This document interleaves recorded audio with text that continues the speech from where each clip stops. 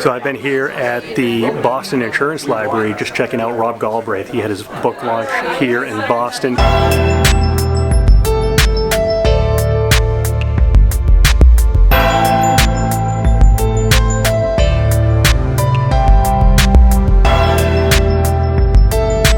I work for a personal lines mutual, an old mutual, a 200-year-old carrier in New England. And one thing we're seeing in the marketplace, like you mentioned, Clear Cover, some other companies like Openly, Swift, these really slick MGA platforms that are coming into our marketplace on the property side.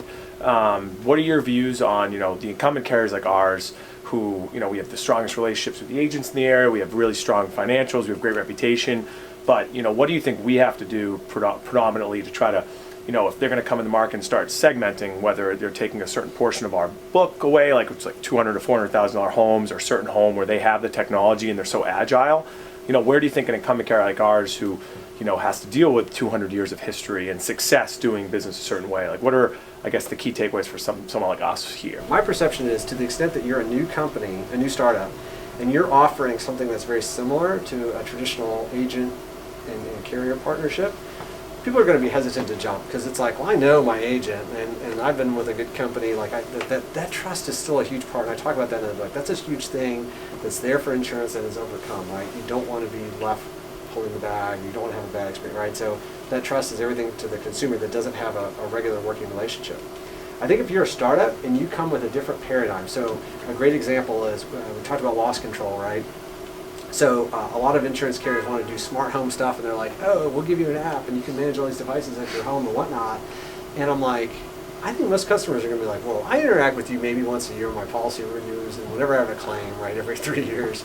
Like, we don't talk, you're not my BFF, I don't need you in my life every day or whatever, right? So to all of a sudden think that that's the nature of, we all have friends that we'll go to dinner with, right, once every 3 years, but we don't necessarily want to see on a regular basis, right? That's kind of your insurance carrier.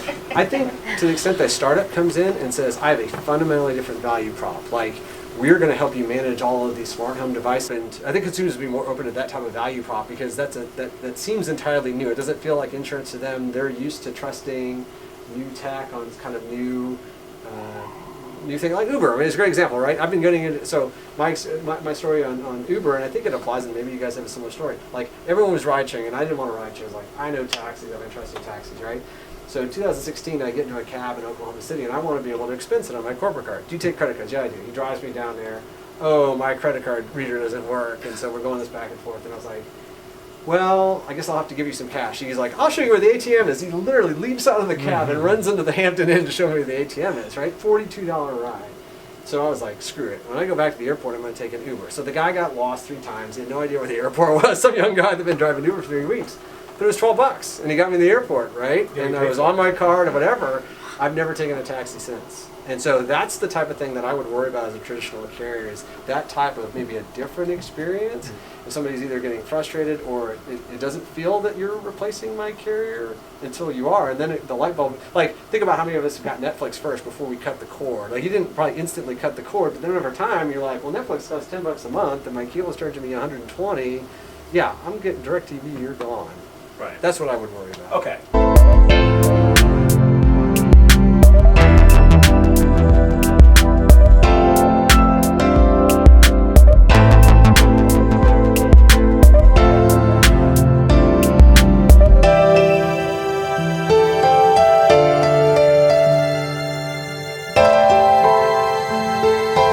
So this has been Rob's book event in Boston. So JB and RG out.